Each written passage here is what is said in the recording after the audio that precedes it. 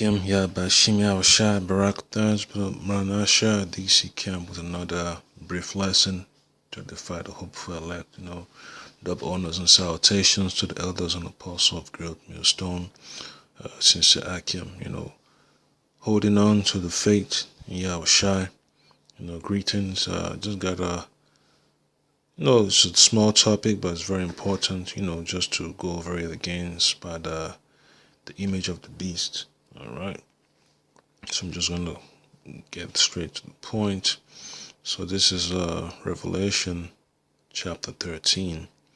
And then I would read from verse 11. So it says, "And I beheld another beast coming up out of the earth, and he had two horns like a lamb, and he spake as a dragon." So in brothers that are real familiar, with the teachings and the lessons of the elders and apostles of Great Millstone, you always have the evidence that America is that lamb, the two horns that spoke as a dragon. The two horns represents America's so-called democratic system. The parties of the Democrats and the Republicans. And then speaking as a dragon, boastful, arrogant way. Speaking with authority. Speaking with no remorse, no recourse. Speaking with great courage. Saying everything that he needs to say without, mincing his words. All right. So verse 12 says, "And he exercised all the power of the first beast before him, and caused the earth and all them which dwell therein to worship the first beast, whose deadly wound was healed." So that was the Roman Empire. All right. Okay. So, and he doeth great wonders, so that he maketh fire come down from heaven on the earth in the sight of men. So, it's going to be strange, man, to some people, as per, the technology that Moses has given to Esau, especially, America. Esau got all kinds of weapons, for his military. Yeah, so it's so much that on the back end that he hasn't really brought to the forefront. You just have an idea of what he has, when you watch the movies. And verse 14 says, "And he deceived them that dwell on the earth by the means of those miracles which he had power to do in the sight of the beast, saying to them that dwell on the earth, they should make an image to the beast which had a wound by a sword and did live. And he had power to give life unto the image of the beast, that the image of the beast should both speak and cause that as many as would not worship the image of the beast should be killed." So the image of the beast represents the ideology behind Esau's rulership. His modus operandi, his motivation, to have dominion over the face of the earth, and the agenda he has pushed to keep the world in subjection. Because, Esau has all his agents all over the face of the earth, to make sure that hegemony stays intact, whether it's Africa, Asia, South America, Europe, wherever, he has to have that grip, that solid grip of control on the face of the earth. All right, but whatever means, he could use, by deception, his soft power, he could do that. So that's just the blessing the Most High has given to Esau, the blessing of the sword. That's his, his last resort. When things is about to go sideways, we can always bring out that sword to keep things in check. So I read verse 16.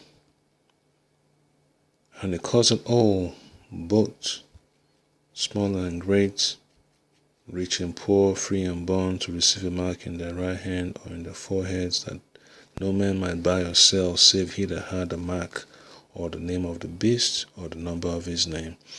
So just, try to keep it simple, Because at the end of the day, man, whoever gets that, RFID chip, which is the mark of the beast, is for those that are, fall into the system, that willingly went along to worship the image of the beast, that agree with his philosophy, So I just pull up a quick image right there to tell, man, the philosophy of America, the image of the beast, democracy, his religious ideologies, idolatry, homosexuality, lies, adultery, the spiritual adultery, okay? Even physical adultery, going against the Most High's commandments, covetousness, murder, destruction of the environment, the list goes on and on, man. Destruction of agriculture, the earth is defiled. So it goes so much, man, that they try their best to bring up all kinds of legislation for climate change, laws that govern the household in an incorrect way. It's crazy, laws that govern travel, healthcare, everything that Esau wants to control. He has to put his hands in it and turn it upside down. So if you look at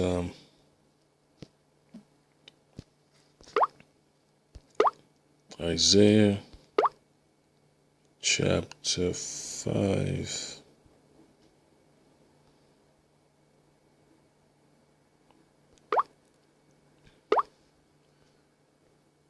Verses 5 and 20 says, Woe unto them that call evil good, and good evil, that put darkness for light, and light for darkness, that put bitter for sweet, and sweet for bitter.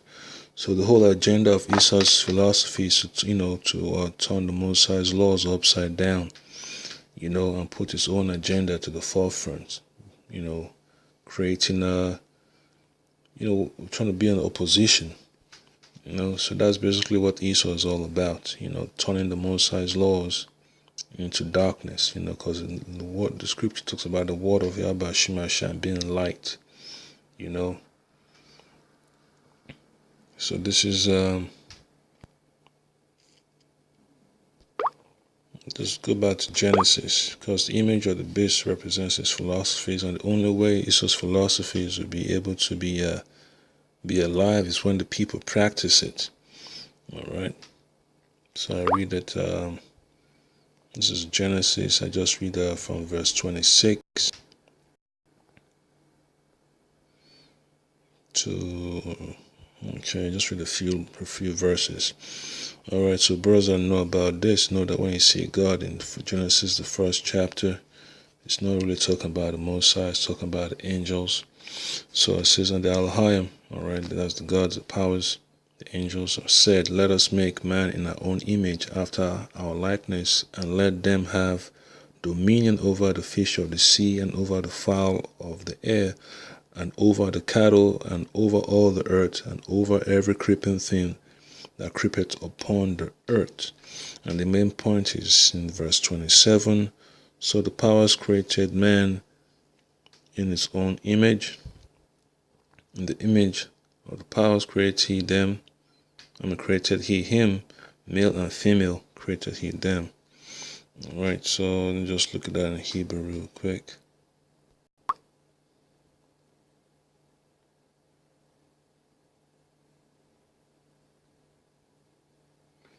Yep, so the word for powers there is Elohim. Okay.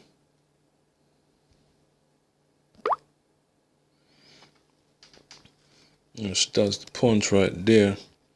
Alright, so if you go to the next chapter, you look at verse 7.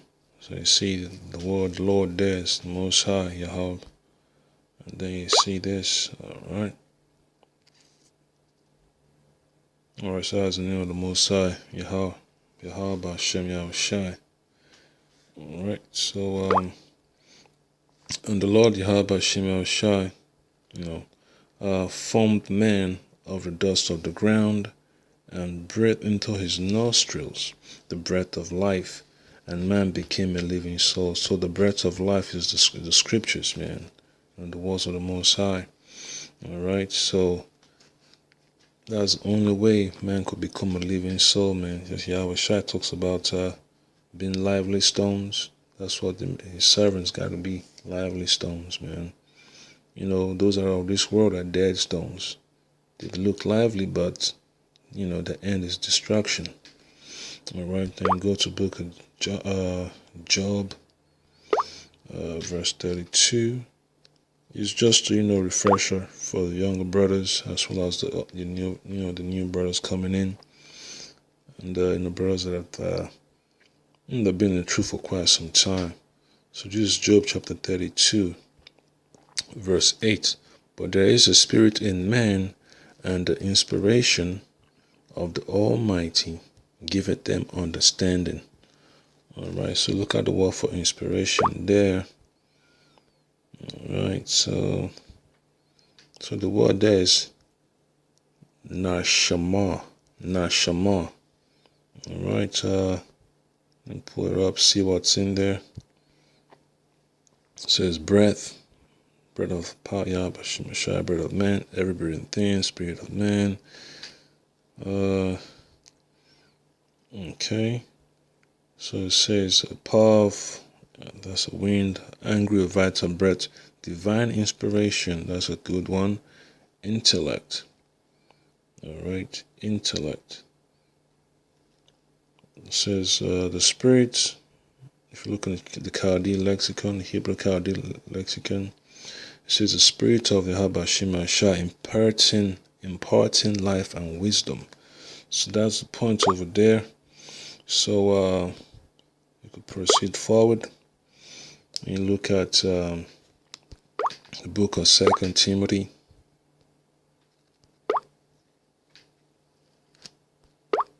You know, 3 and 16. It says, all scripture is given by inspiration of the Most High Yahweh Shai, and is profitable for doctrine, for reproof, for correction, for instruction in righteousness, that the man of Yahweh Shai may be perfect, thoroughly furnished unto all good works. So the Most High gave man, his chosen people, the law, the law of Yahweh Shai and his faith, to make them perfect, because, Yahweh Shai said, we should be perfect like our Father in heaven. Yahweh Shai is perfect. So that's just a simple explanation there. And then, so I can put it back up again.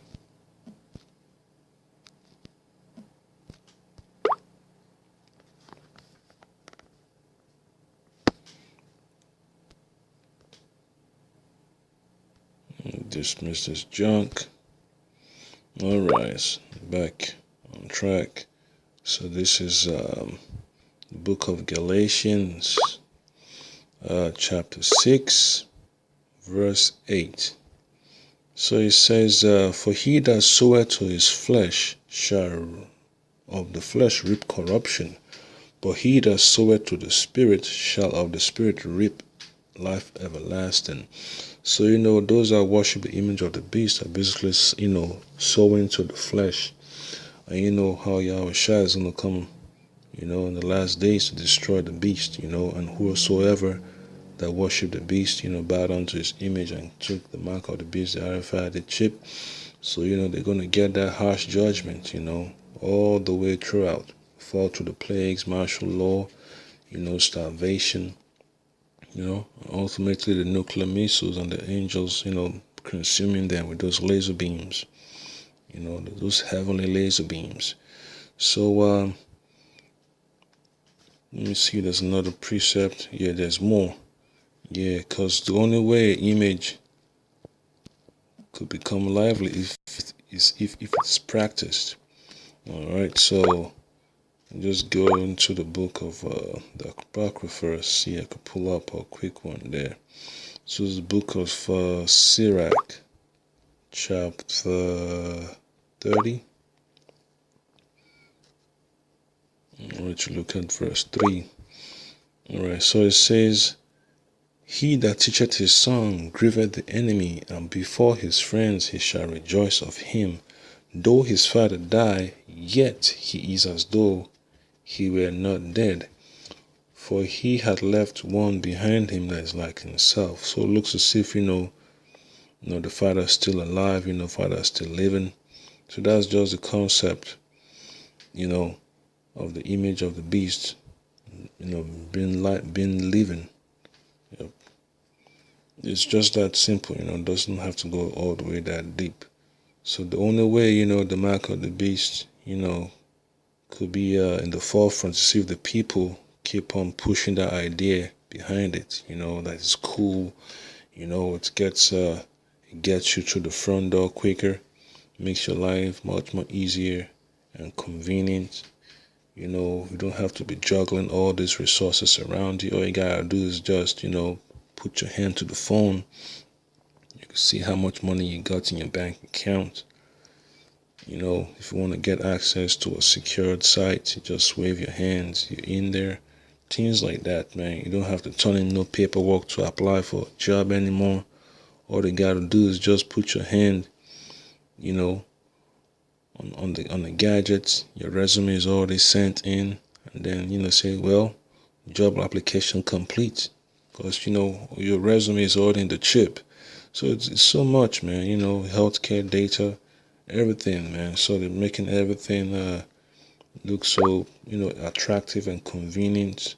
The so-called Internet of Things. So that's basically the image of the beast, man. Ruling everything that pertains to society, into a technological, revolution. All right, so this is Isaiah chapter 44. I just have to make a list of these precepts. So this is Isaiah 44, verse 9. So it says, they that make a graven image, all of them vanity. All right, they that make a graven image are all of them vanity. So that graven image is in the mind of those that seek to bow before the beast, man. The men of the Lord will not. Even those that choose to resist the beast, that do not have the protection of Yahweh Shema Shai, they're just resisting unto death, except, for the men of the Lord that have salvation. All right, so it's vain, to accept the image of the beast, man, because the scripture talks about accepting, the person of man, the ideas of man against one's soul. The elect are not allowed to do that. And their delectable things shall not profit, and they are their own witnesses. They see not, nor know, that they may be ashamed. So whosoever that worships the image of the beast and get his mark in their right hand, or in their hands, or on their forehead, they're going to be confounded, man. So the precept here is going to be a Wisdom of Solomon, chapter 14 and verse 16. So it says, thus in the process of time, an ungodly custom grown strong was kept as a law, and graven images were worshipped by the commandments of kings. So that's what's going to be pushed across the whole world very soon, man. In fact, at this very moment, man, new ideas are coming to the forefront about how to get more people involved in this technological revolution, man. They want to turn things in a different way so they could keep track of the people. That's where the elites have always tried to do things, man. They use their puppets. These are the prime ministers, or presidents, or governors of different states and countries, provinces, so that way they could maintain a grip on the lives of the people. So that's how the image of the beast, man, becomes alive, man. They want the people to emulate their ideas, adopt the philosophy, man. Just like, the word of Yahweh Shema Shai gives us life, the man of the Lord. The elite see that as a way to get their power too, man, to become lively. When they see that their ideas coming to light, they get that boost, man. It brings a smile to their face. They become excited. The word of Yahweh Shai makes his servants excited, but the words of darkness, the words of carnal wisdom, it gets these elites excited, man.